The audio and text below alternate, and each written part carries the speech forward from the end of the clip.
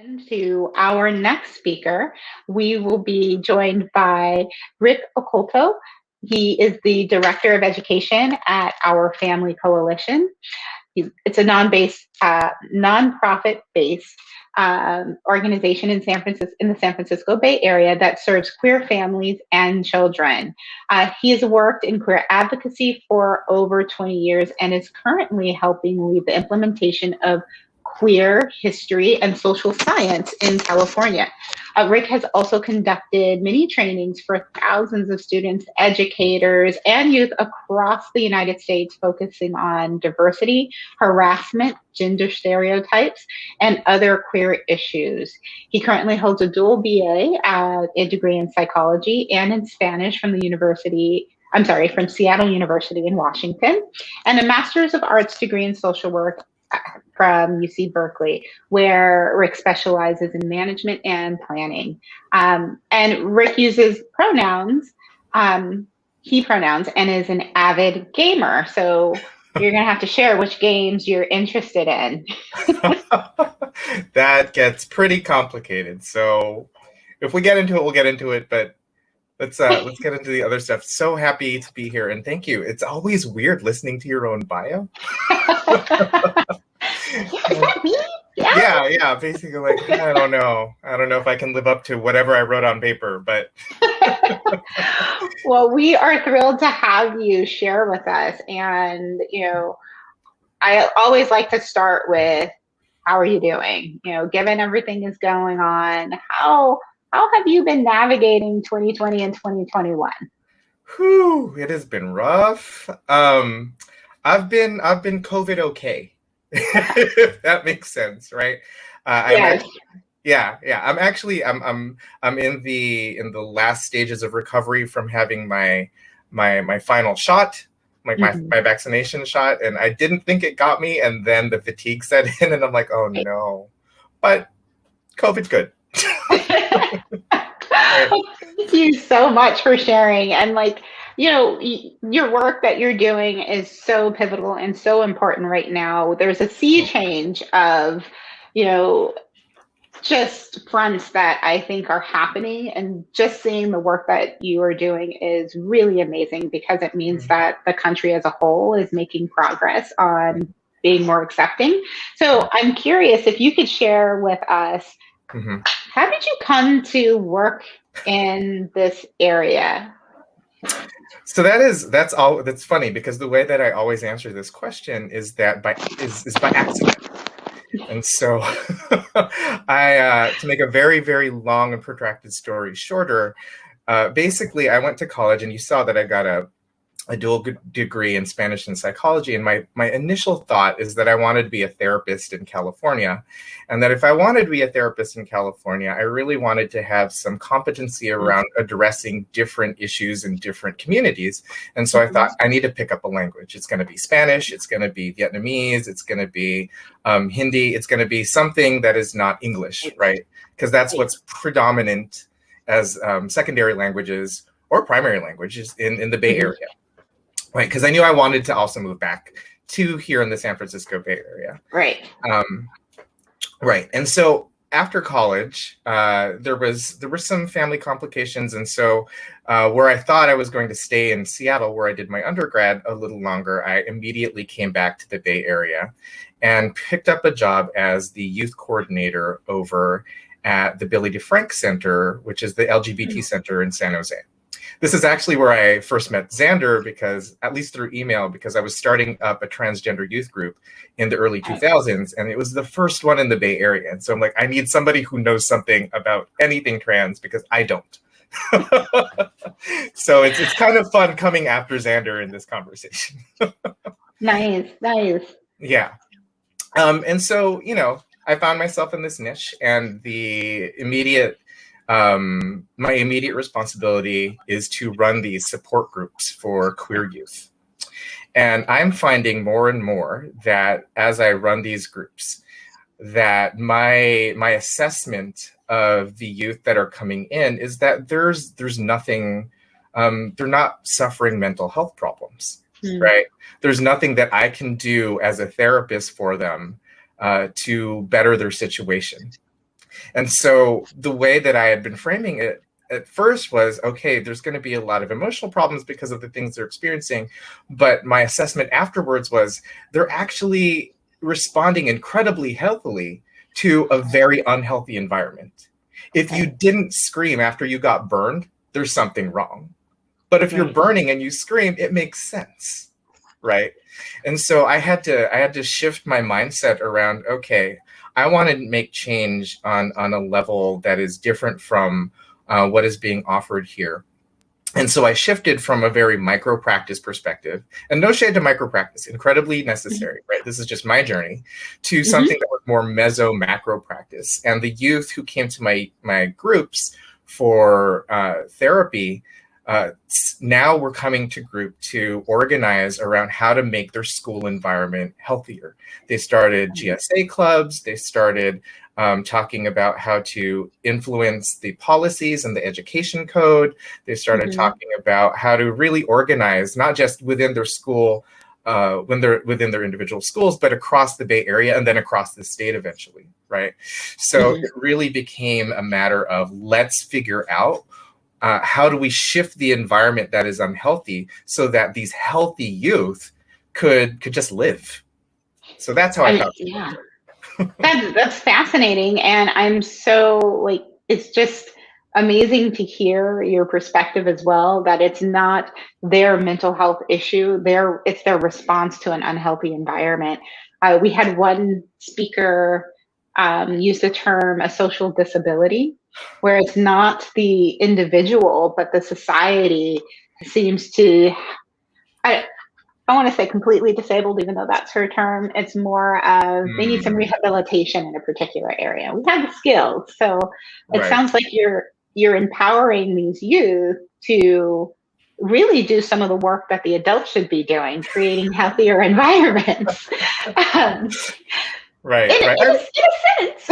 Right. I mean, yes, I was empowering them to do the work that the adults needed to do. But for them, it was also beyond being empowering. It was what they needed to do to really own their environment. Because a lot of the things that were, they were coming to me about were, this isn't mine. This doesn't belong to me. Why should I care? Right. Which is, when we talk about that age range of teen, like prepubescent to teenage, okay, that kind of makes sense. But also when you have all these extant factors adding on to that, it doesn't help, right? And so this really got them invested in saying, no, actually, this is my community, and I can make a difference, and I can make a difference in how people treat me and how people will treat people after me. That I think that's beautiful, because it's, setting a pace where they're also leaving behind, a path that has never been forged before. Right? So it's amazing that they were willing and able to take up this work. And they've had good leadership. So that's been awesome too. So just thinking about supporting them and helping them to find their voice and to create healthy environments. I'm curious if you could speak a little bit to what you think therapists who are interested in serving this community should be doing, given that there are many considerations with working with transgender youth. All right. That's a deep and rich question. And I think Zander was really generous with all the different resources that he shared at the end. And I think that the very, very first step that anybody who wants to work with gender expansive youth needs to consider is your own reaction to gender. What is your own understanding about gender? And so, for example, I've been doing gender work for 2 decades now, right? From where I needed to call Zander because I had no idea what I was talking about or what I was doing, to now where people will hire me to train their staff about how to engage gender expansive communities and individuals. And in those 20 years, like I've learned a lot of things. I've shifted on some views that I have had before. And even with that understanding, I still grapple with certain gender expressions, which I had learned from a very early age to be off or different or strange. right? And so my values are one where I believe that you should be able to wear whatever you want. You should be able to express how you want, with of course the caveat that you're not harming anybody when you're doing any of that stuff, right? Right. And even as I have this understanding and I want these things for myself, I know that that something stupid like nail polish on men still makes me feel uncomfortable. Right. This is after 20 years of grappling with gender equity, knowing what it means to have to be in a society that is toxic with its masculinity, right? Like all of these different factors are in, and I know, right, that even as I understand these things, even as I have these values, even as I push for liberation from these chains around gender understanding, that I feel weird, to say the least, around something as stupid as nail polish on men's fingers, right?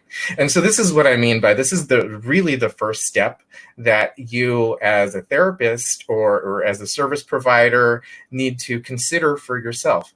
What is your own relationship with gender? What do you find weird? What do you find off? How are you reacting both physically and emotionally to something? Because I promise you, for somebody that you might be encountering that is grappling with those questions on an existential level for their own identity, these things are become incredibly obvious when they show up in your physicality. Right? It's going to be in the tone of your voice. It's going to be in the tilt of your head. It's going to be in the pauses that you make. You really need to think about them, because even if you cannot escape, as I have not been able to escape my reaction, I can say, hey, this is how I was taught to react. This is not a reflection on you. This is not a reflection on how I am judging you, but I'm doing my best to change it, and it might show up. And so there's already like this vulnerability shared about this gender journey that you're going on. You're not weird for going on it. I'm also going on it, and it is just as difficult for me to shift on these things. And so if you're going through some difficulties, or you need somebody to understand, and you're having people in your life that are sharing these things with you, you're not alone, right? And so that's the first thing. After figuring out your own positionality around your relationship from gender, then I would go into all the other stuff. Dr. Diane Ehrensaft, yes. Her most recent book, I think, is The Gender Expansive Child. Really, really good. She's known as the preeminent scholar around gender expansive youth. Really, really great reading there. If you want something where you want a more personal kind of investigation to how a family might be processing their feelings. First of all, I want to put this out, that this is the caveat from a upper middle class white family, right, in California. But it is very vulnerable in how she tells the story. But Lori Duran's book, Raising My Rainbow, really great to get into what it might feel like to be in that situation. And then from there, the resource page on Gender Spectrum that Zander mentioned earlier has a long list of different things that you can go into, anything from support groups to readings to movies that you can watch, and lots of other things that you can engage with to learn about. Lovely. Thank you so much for, I think, starting with that vulnerability. I think a lot of people who have a good heart and really well-intentioned jump into work, and they haven't done that work of checking in with themselves about their own experience to their own gender, to sexuality, and just in identity in general. So really being able to use an example as the one that you have, I think, is really important to help people connect to the fact that you've got to do your work first. I always love to think about, transference, countertransference, and what's coming up for you, and the desire to do the work. It's so important. And then, yes, going to the resources. So I really appreciate that. And Diane Ehrensaft is absolutely amazing. if you, she and her daughter have done some amazing work in this community, and just education, at least in the Bay Area, educating professionals about the gender expansive community that we have in the Bay Area and supporting them. So I haven't had a chance to read a non-kid book in a while. So that is on my list of things to read as soon as I do not have to read kids' books. I get it. So I'm also curious if you could share a bit about, just as you spoke to individuals needing to do the work themselves, how do you work with parents who are struggling with an understanding and accepting, gender expansive, their own gender expansive children, and just their curiosities and just coming out? How do you support them in being more supportive? That's a great question, and it's interesting because as I'm moving through my career, the same kind of question was asked about, how do you work with parents who don't accept their gay kid, right? And it's still applicable, and because really what you're talking about here is a grief process. There was an idea about who these people wanted their child to be, who they expected their child to be, even in utero, right? Not even when the baby is born. And for some, even before in utero, right? There was some idea about what they wanted their child. And if it had this kind of body part or this kind of body part, what that life would be like going forward. And so there's a lot of cultural pressure to conform to that kind of understanding, and then to be put into a situation where it's like, oh, this is not what it is. There is that process of grief. And I also want to, kind of address the issue of how we talk about transition. Because oftentimes when we talk about transition, it is in terms of the person who is non-binary or transgender. And for the most part, you will find that the transition process isn't about them, right? Because for them, they're just telling you who they are. You might have had a different understanding before that. You might have had some different assumptions before that. But for them, there's not really a transitions process. The transition might be, I'm not telling you to I am telling you. But right. Yeah, right. But from there, it's there's not really much of a change for that person. The transition, especially, as you talked about parents and families, is really for the folks that had those ideas about who this person were and put them on this person, and having those ideas now with the possibility, not necessarily, but with the possibility of just dying at this point, right? And so you're going to find a lot of the strategies that you might use for parents who are grieving for the loss of a child, be kind of the same strategies here, because the things that you thought were going to be aren't there anymore. The difference is the kid's still there, right? And so, it's a matter of figuring out, okay, so you had all these different ideas about what your young person was going to grow up to be like. Let's talk about what are your fears? What are the things that are coming up for you around what your child might experience? And so that's one of the I think the easier parts. It's not easy, but easier to talk about, because you can talk about, okay, I'm afraid that they're going to get beat up. I'm afraid that they're not going to be accepted by their peers. I'm afraid that they're not going to be able to find a like partner. You can, all of those extra fears which are there. But I think the other part that is really important is to start addressing the trauma that is experienced for maybe having harmed your child. Right. And so what you're going to see is a lot of people who are experiencing guilt, because now, especially if they're accepting, now they're like, oh no, how did I impose this thing on my child? How did I mess them up? Which is already a question parents ask. Yeah, I was going to say that. Right? It's already a common question. Right? It's already a question that parents ask, but this puts it right here. Right? And then you have something that is telling you were really wrong about how you how you were approaching this young person who you love in your life.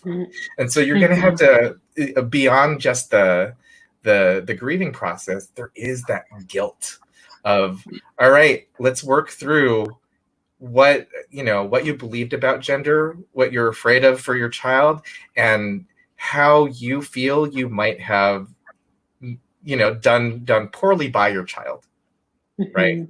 Because there's going to be that, and it's interesting because I have experienced that manifesting in like bulldog parents.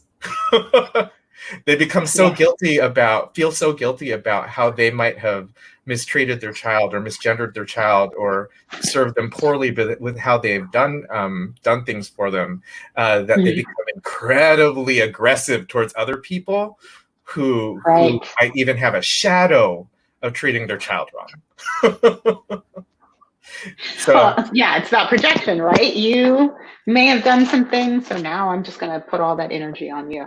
But I'm glad that you're speaking to this, and that often when we talk about, I feel like when we talk about any community, but focusing on the transgender community, we always focus on them as being having a problem, or struggling. But the reality is there is a lot of work that family really have to do to be supportive, so that they're shifting the environment in a healthy way.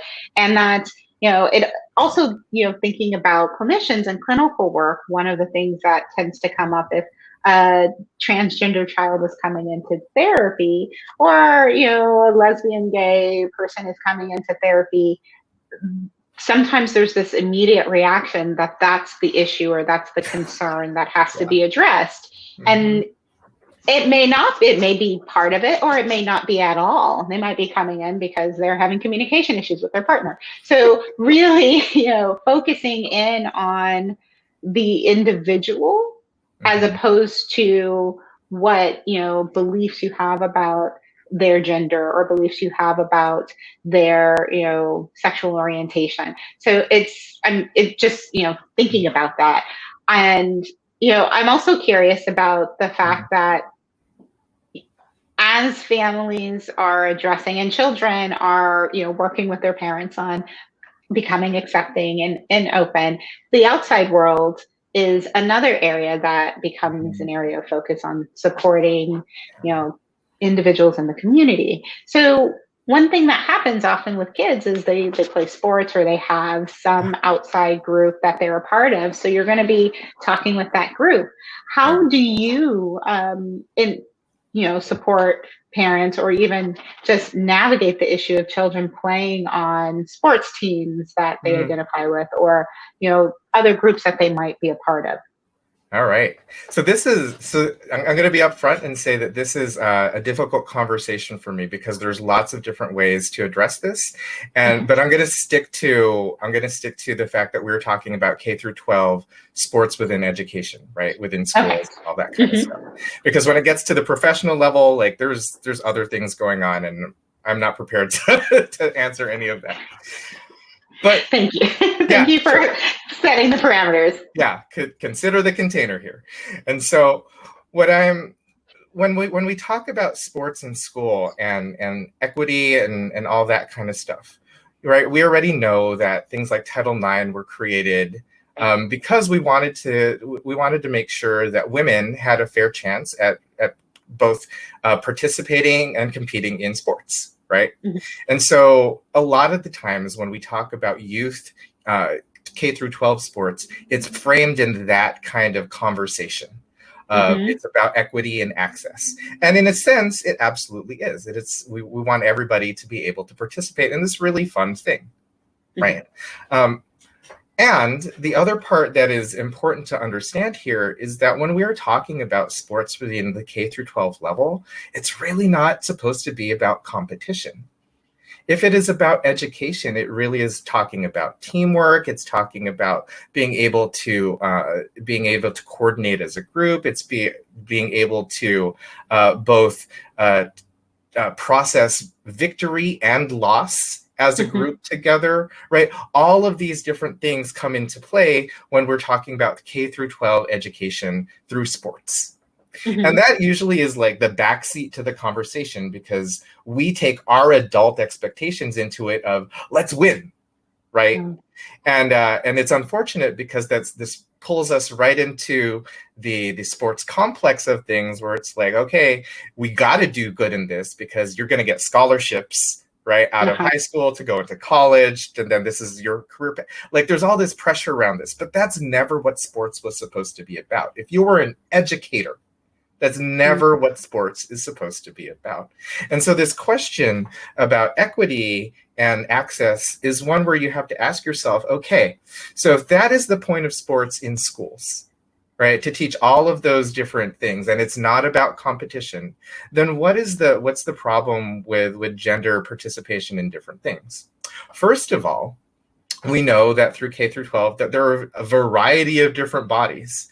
We know that, and I'm not sure what the science, all of the science is behind it, but for the most part, we know that X bodies, right, bodies that are typically identified as female, can develop faster and bigger first, right, at certain ages, and that XY bodies do not. Other chromosomal bodies will also develop differently from those. And so we have already this variety of different types of bodies at different ages that don't necessarily match up on what we consider gender anyway. So there's that.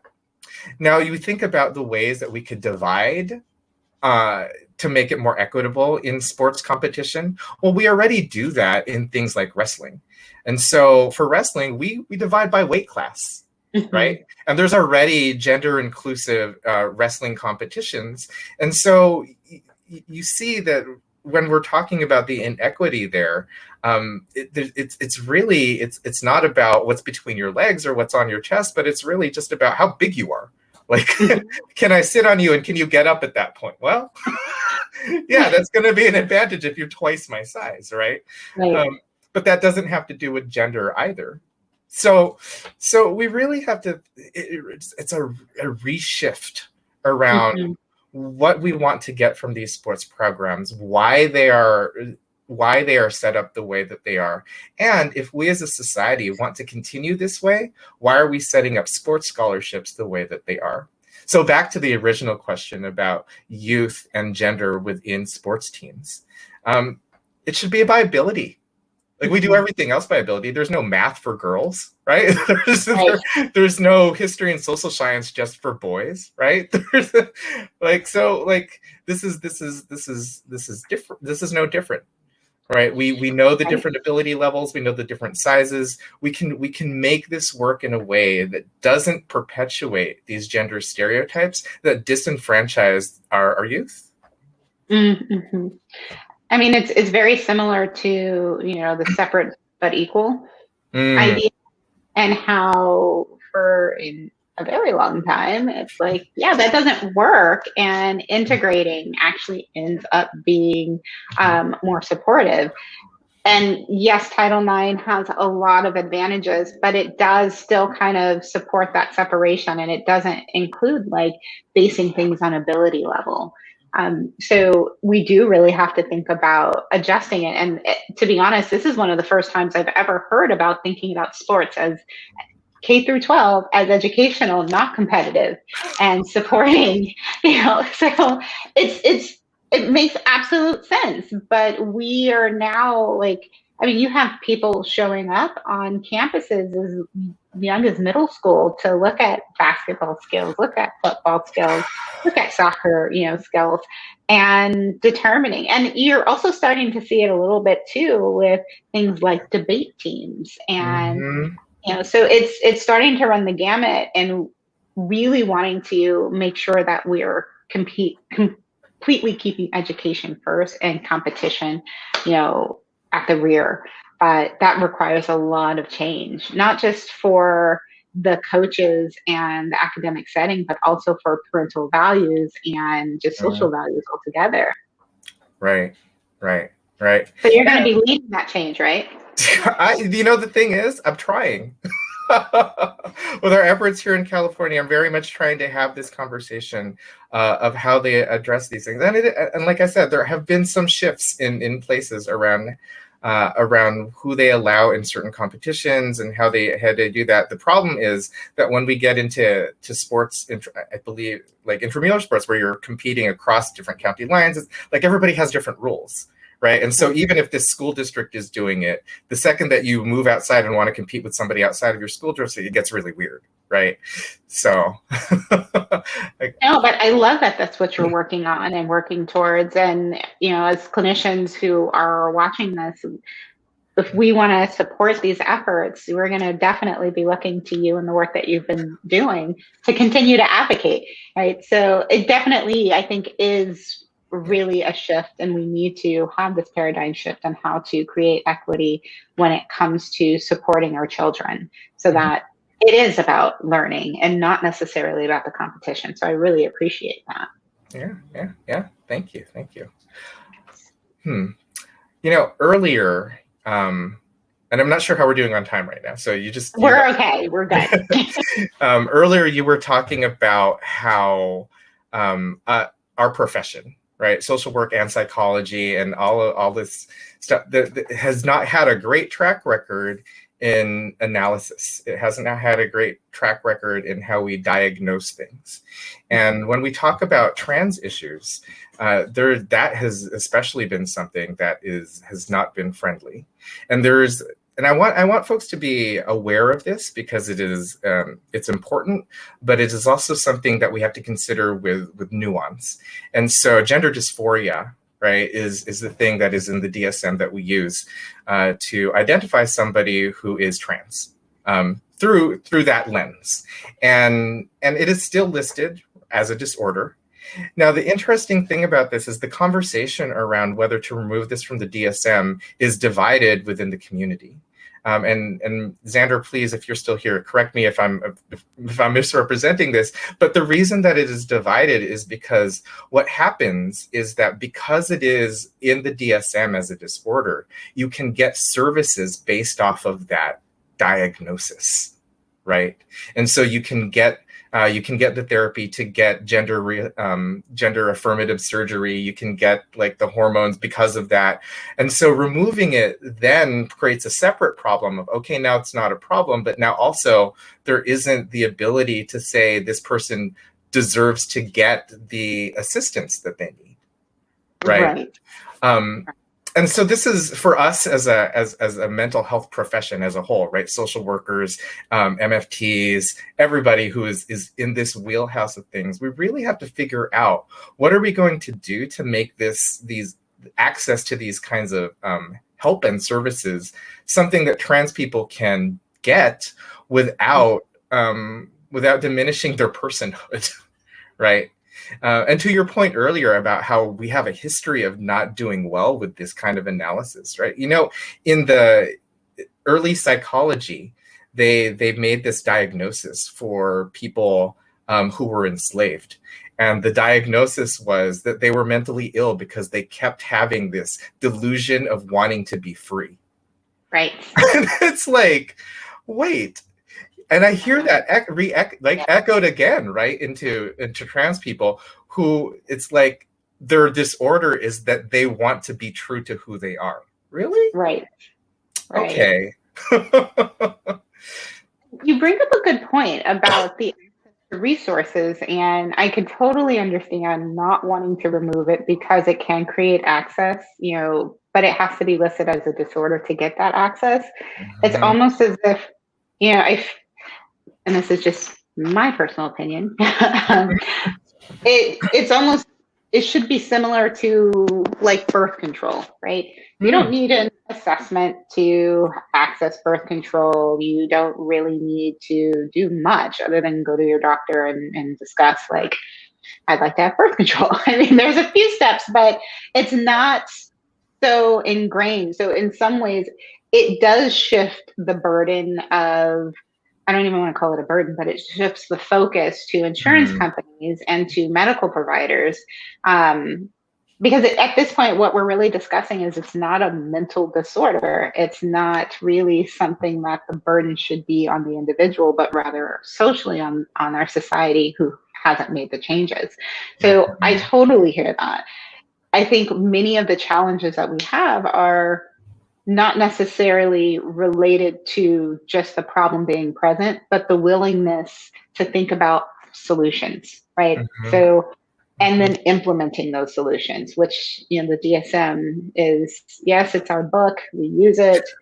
I mean, and it's, you only have to give a gender dysphoria disorder if you're billing insurance or trying to get insurance, but outside of that, many really don't want to use it because it doesn't feel appropriate. So it's such a challenge, and I'm glad that you're bringing that up and really thinking about how do we analyze the situation and come up with appropriate solutions. Yeah. Because I mean, you know, again, it's going to affect how we as a profession do diagnosis. You know, you talked about earlier that people will come in and the professional will say, oh, it's the queerness, it's the gender stuff, it's the whatever, right? Like, instead of actually looking at the issue itself. So yeah, I think the shifts are incredibly necessary in how we create solutions to really help our communities. Yeah. And I appreciate the work that you're doing with the youth, because they're going to be at the table helping to make these decisions. And we should have representatives of the community also discussing how and when we implement changes. And that, unfortunately, hasn't always been the case. I always like to say, no taxation without representation. It's like, no, no building these new policies without having the appropriate people at the table. So it's really important to think about, like, helping people understand. And so with that, I'm just curious about your conversations with lots of people on making these changes, whether it's school administrators, whether it's, you know, policymakers, whether it's, you know, people in the community. How are you educating folks, and, you know, especially around with children and bathroom use? Like, how are you having these conversations to help create change? Yeah. And I think this is where me having a therapy background really helps out, because I get to go into that mode where I'm like, okay, so let's talk about what you're afraid is going to happen, right? As we implement these changes and strategies within your school, let's talk about that fear, because that fear is going to, you know, you're gonna have that fear, and if you don't know what it is, you're gonna make excuses to validate that fear. Right. And so the conversations that I'm having are ones where we have schools and school districts that have folks that are really invested in making sure that their schools are more inclusive of trans and gender expansive youth. And they want to do things like make gender inclusive bathrooms and provide spaces and services that make sense for youth that don't identify as boys or girls or both or neither, right? And so in that conversation, and this gets really deep to how we understand gender in our society in the United States. It goes down to the fear of what happens between and across genders when you are in intimate space. And so, especially when it comes to the traditional dynamic of boy and girl, right? There is that fear that there's going to be abuse that happens in that intimate space, without addressing the fact that, you know, there's nothing that predicates abuse. There's nothing that tells us, except that our society teaches us that these differences mean that there's a power dynamic, that there is an expectation of how we're supposed to treat one another. And so, you know, when we get to that the fear really is, we're going to have a child looking inappropriately at another child. We're going to have a child inappropriately touching another child. My answer always is, okay, and so that's a concern because kids are curious by nature. That is literally their function, to be curious. And what do you have in place for a little boy in the boys' bathroom that inappropriately touches another boy? Are there rules in place? And it's funny because there's an immediate shift, and they're like, of course, that's not allowed. We have rules against that, that we would talk to that person, the child, we would talk to that child's parent, we would, like do some sort of like mediation between them if that was appropriate, right? Like all of those different things. And I'm like, okay, so it sounds like you have a process for behavior that is not acceptable in intimate spaces. How is that different if they might be different genders or have different body parts? And that's where they go blank. I love that. It's such a simple question. Right? Because I honestly, when I go to a bathroom, I want to be left alone. I don't care what you got between your pants. I don't care what you think about how I look. I don't want you to look at me. I don't want you to touch me. I want you to talk to me. And and the thing is, if you're part of men's culture in the United States, there are some men who like to talk at the urinal, and I'm like, no. Right. I'm running. Please no, right? All that to say in a funny way, right? Like we really just need to talk about what it means to respect each other in intimate space. And when that happens between youth, we need to teach them what it means when we violate that, right? Right. Because it's the conversation about consent over and over again. It doesn't matter why you did it or how you did it. It matters that you need to understand how to respect the other person that's sharing that space with you. Yeah, no, so well said. And I totally appreciate just kind of breaking it down because I think many of our clinicians can also have this conversation with some of their clients. I mean, the fact that it has gotten to a point where we're talking about bathroom use, I always find very interesting. But, with the kids, that's not what the kids are thinking. They're taught to go to the bathroom. We're talking about all the adult expectations, as you pointed out in the very beginning, that adults have their expectations of what's supposed to happen, when it's supposed to happen. And in order for them to get through that, they've got to grieve this loss of who they thought their child would be. I think we also need to get to a point where we're really accepting that our children can navigate these situations, and the fears that we've heard in the past aren't necessarily based in our current reality. So it's so lovely to hear that those simple questions can really actually make one think and shift their perspectives. Yeah, and I think that's the thing that is hopeful for me, where. And again, I think this is my advantage in having a clinical background behind me, which is to say, I get to look at your fear and explore it with you and go, okay, so let's talk through that fear. It's kind of like helping somebody with a phobia, right? Let's go through the process of what it means to start recognizing that this doesn't pose you any harm, right? Right.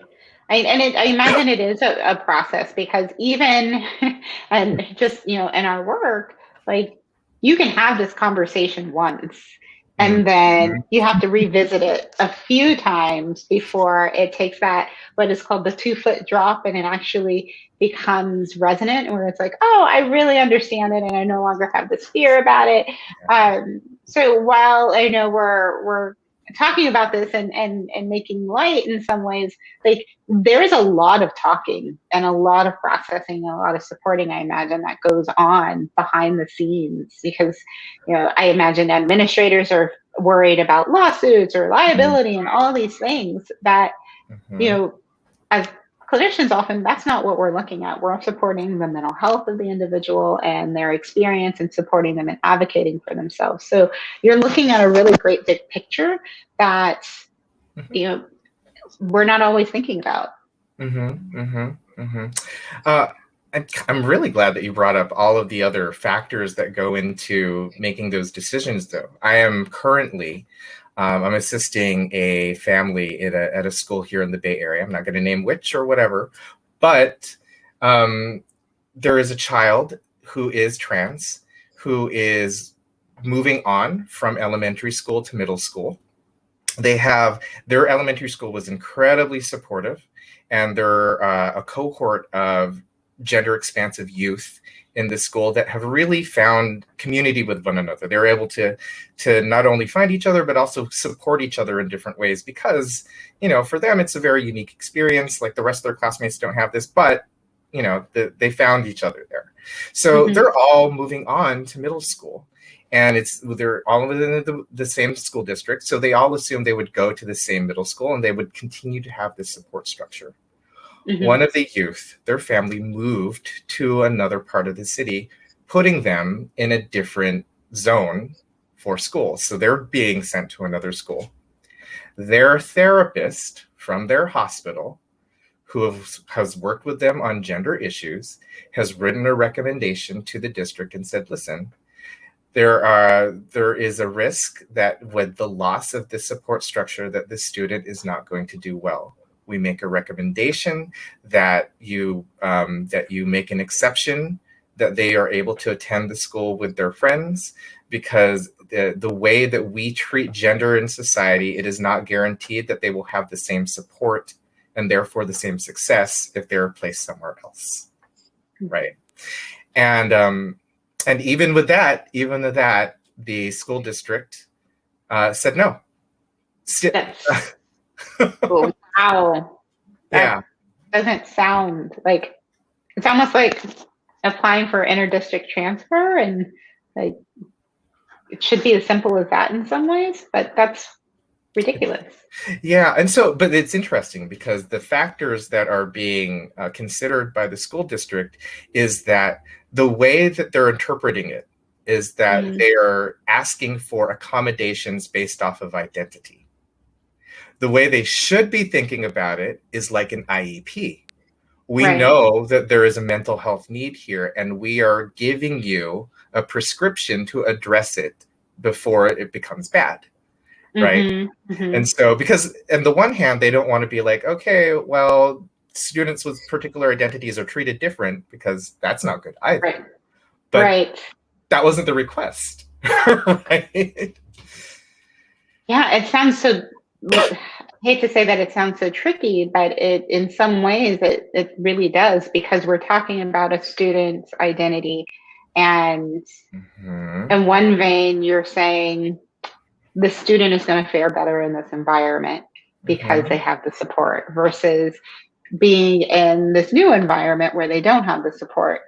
And I can see from an academic perspective, like, okay, well, the student should be able to adjust into an environment that we provide. It's all about academics. Yet there is harm. There's real harm. It's going back to like what I had mentioned before, like the social disability. The fact that the environment around cannot necessarily, well, I don't want to say they can't, but aren't necessarily chomping at the bit to shift and be more inclusive, can create harm. So it's very interesting. So I am very curious to know what direction that is going to take, because I almost imagine that this is going to go to the courts. Well, I mean, that depending on the state that you're in, it won't go to the courts. There's no precedent for this, depending on how they're looking at the issue, right? And so, my hope is that more and more therapists that are contending with this issue, if they're working with a young person going through the same thing, is that you are able to make analysis and recommendations that coincide with one another. So there's a narrative that can be said that says, listen, as you said, since there is a social dynamic that is not guaranteed, or not even guaranteed, because nothing's guaranteed, but there's a social dynamic whose probability of being healthy for our youth based off of gender expectations is not going to be there for them. We can make some steps they should be taken until, you know, we are better prepared, better equipped to make those changes, right? Yeah. I almost wonder if it were made into, like everything, a situation about money.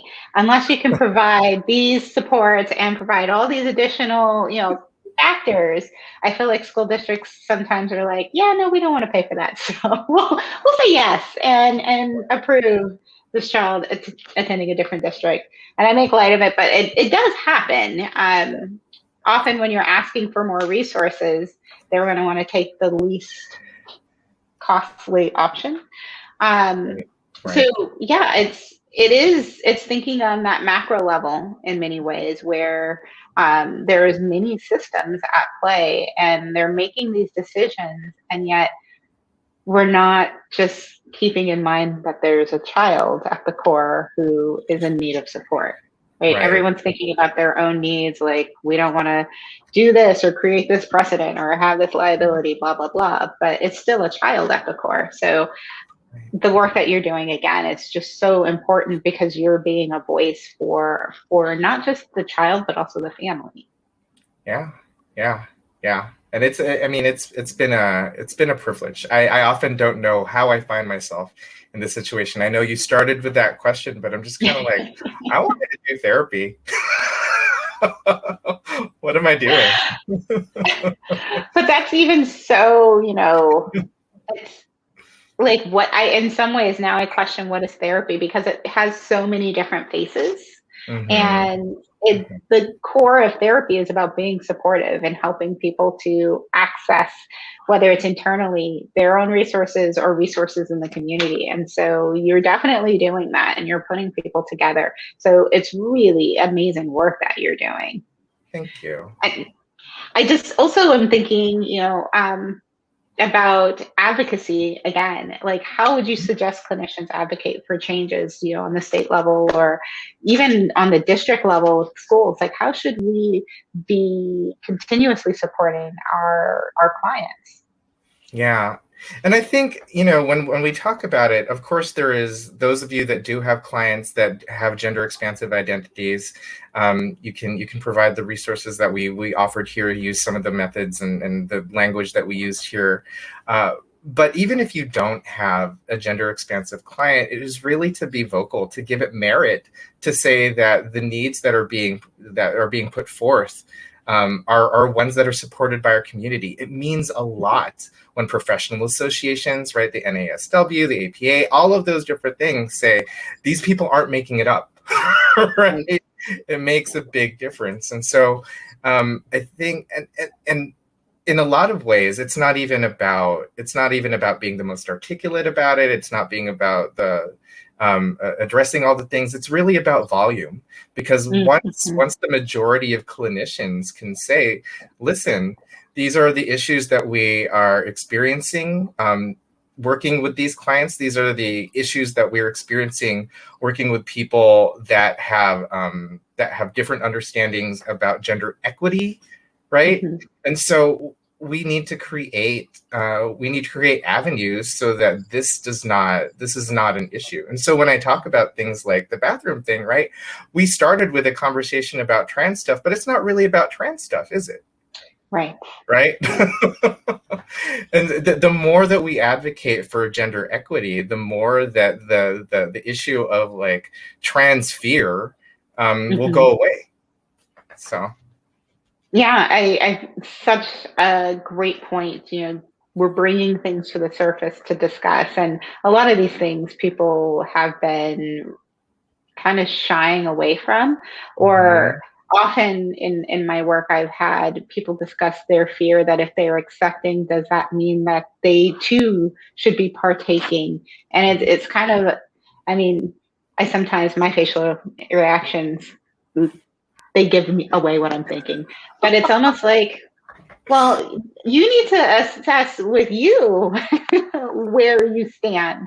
And like really having the conversation, like anything we talk about with suicide all the time, talking about it doesn't mean that someone's going to do it. We need to be having these conversations so that we're supporting some of our most vulnerable communities. And, you know, it's it's happening more and more. We're starting to see many people list their pronouns in hopes of having other people list their pronouns, and it's starting to take shape, but we're very, very far from where we should be. Yeah. And I'm just wondering, what are you seeing in the field? What shifts do you notice? And especially around identity and how people are identifying in our society, for lack of a better way of describing it. That's a great question. Because the shifts that I'm experiencing, that I'm seeing, are really due to the fact that when we talk about gender diversity, when we talked about sexuality diversity, that the opportunity to be able to meet others who might have a similar experience to you in the past has been incredibly isolating, right? Or completely isolating. Maybe it's just you. And with online communities and the ability to find each other, now what we're seeing is we're applying a vocabulary to an experience that hasn't been named before. And so we talk about things like, okay, we started with gay and lesbian. Now it's gay, lesbian, bi. Now it's gay, lesbian, bi, transgender. Now it's gay, lesbian, bi, LLMNOP, all these letters, right? All these different things. And the narrative that is being put forth is, oh my gosh, like, why is identity so important to you? And the idea that, oh my gosh, identity is suddenly so important to you is really silly to me, because it's like, well, you didn't allow us to have a vocabulary around describing our experience before. And so if you're saying that there's all these new words and you don't understand them, it's because we had words, you took them away, and now we need new ways to talk about ourselves because that history has been erased. We want to talk about things like cultural history. We've got thousands of different cultures that have different names for gender expansive practices, whether that means sexual orientation or gender presentation or gender identity. We've got folks in Native American traditions. We've got folks in European traditions. We've got folks in African traditions and Asian traditions, Southeast Asian, all over the place for millennia. And so you're telling me that it's new, but you took away those words. And so now that we are able to healthily find others that are like us, find vocabulary that fits us, now you're telling us we can't use those new words because they don't make sense anymore. It's a very strange conversation. And so the shift is one of being able to name your experience without shame. And now that you're able to name your experience without shame, we can assign within our communities our own words to describe it. I don't know if you knew this, but in the 1950s, the reason that the word gay became popular for queer communities is because the word homosexual was the clinical term that was used. And we as a community said, we're not a subject to be studied, right? We're not a behavior. We can't be reduced to a behavior. We're not homosexual, we're gay. That's our cultural identity, right? And so this is what's happening now when, like, the shift from the use of the word hermaphrodite to transsexual to transgender, we just became more accurate and more respectful of the experiences that we now know more about because we can talk about them, right? Right. Yeah. Wow. Just continuing this to create the space to have these conversations, I think, is really important. And, I love that you pointed to there is history. There are terms that have been in use for so long, and then the slate was wiped clean. We couldn't use any of them. And it really speaks to, whose story, is it his story, her story? Does it have to be his or her? Like, there is a story, and really, unfortunately, the stories are told by the victor, so to speak.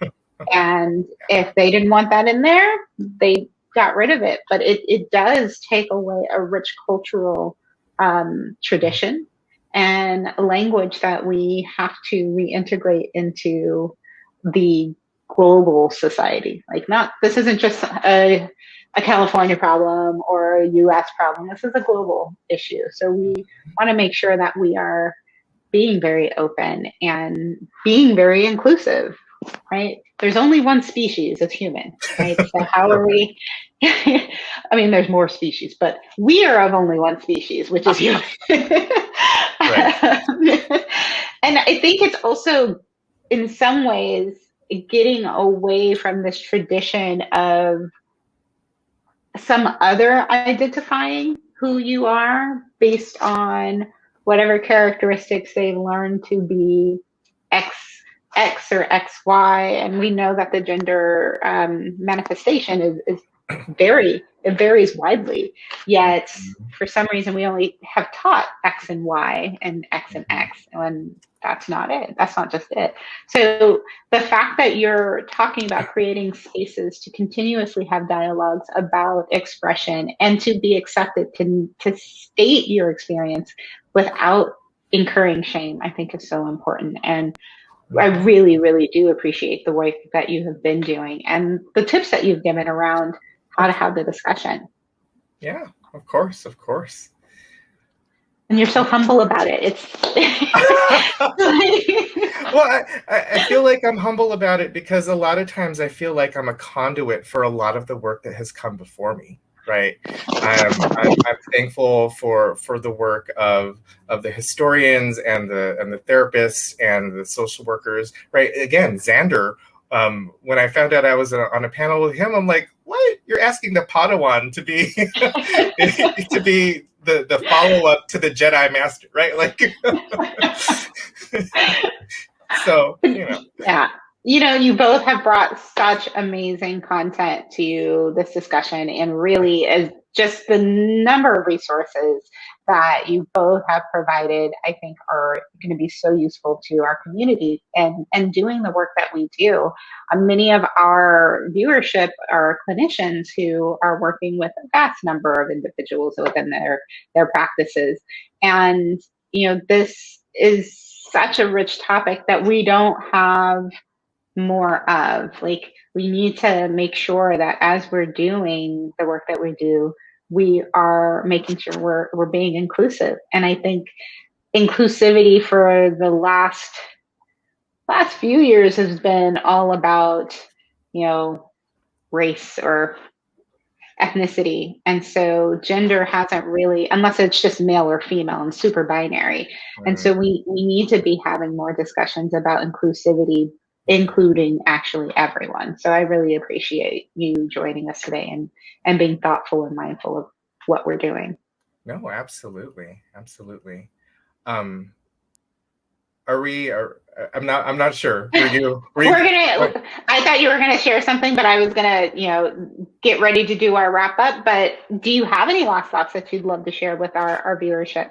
I do. I mean, thanks to your starting to wrap up. You were talking about how there's this discussion about race that is really at the forefront because of all the different things that are happening across the U.S. right now. Actually, globally, but predominantly right now in the U.S. And when we talk about gender exclusivity, the way that it has happened in this country, it is a racist practice. And so when I say that, there is a rich history of how we in the United States as a social force have erased things that do not fit within a Protestant gender binary. And so, for example, in some of our earliest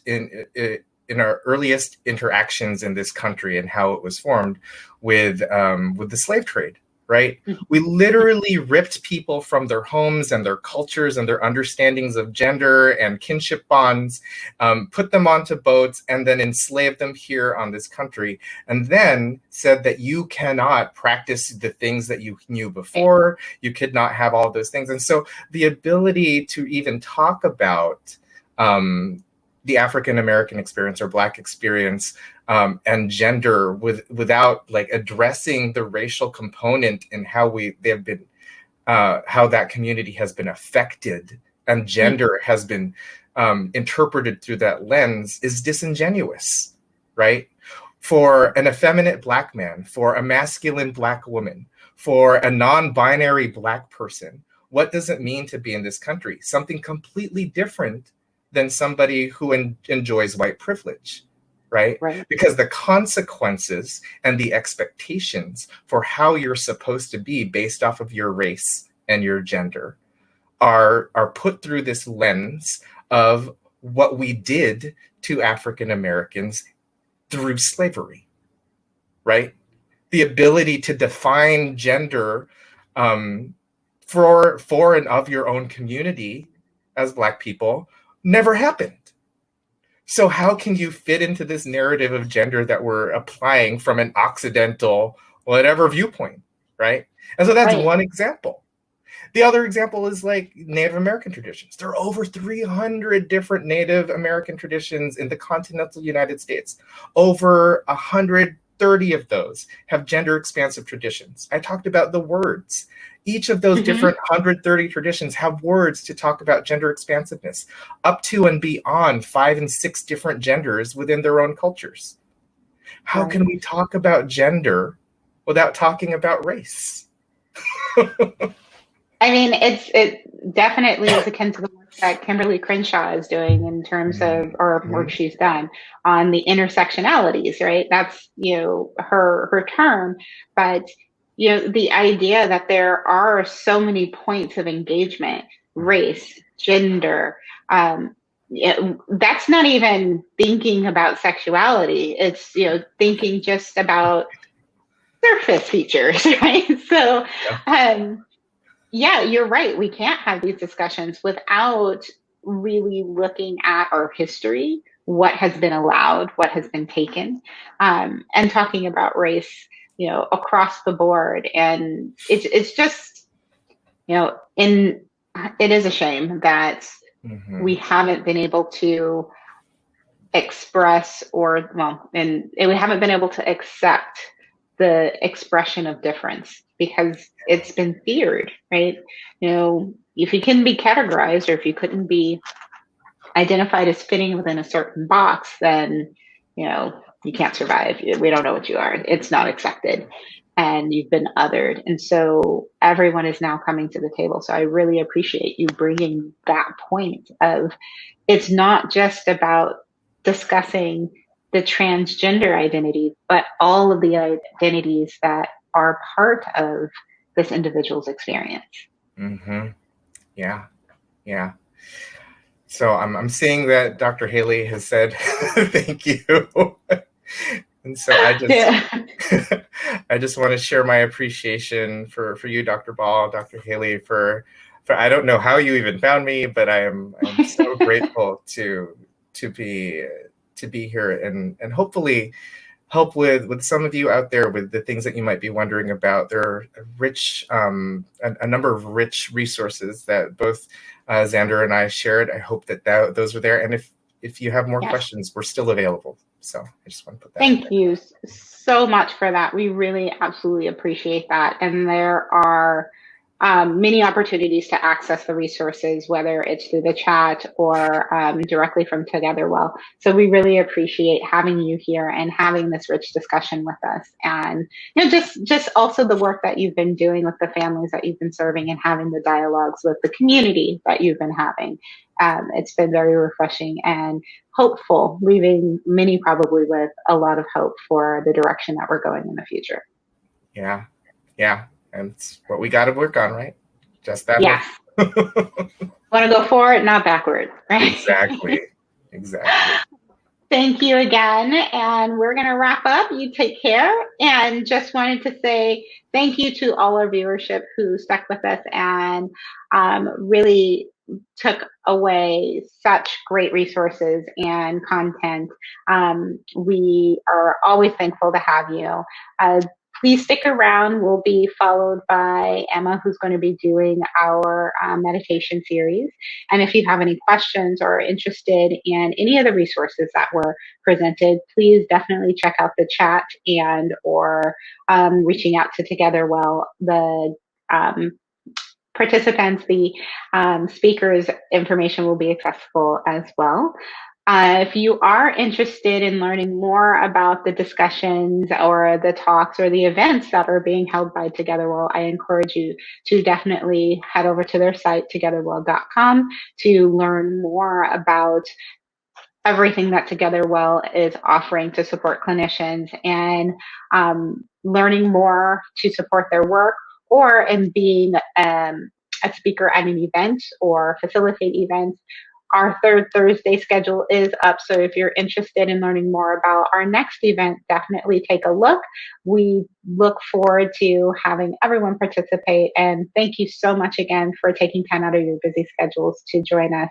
I really do wish you a very good night, and stick around to network and do the meditation, and Emma will be popping in soon. Take care, everyone. Have a good one.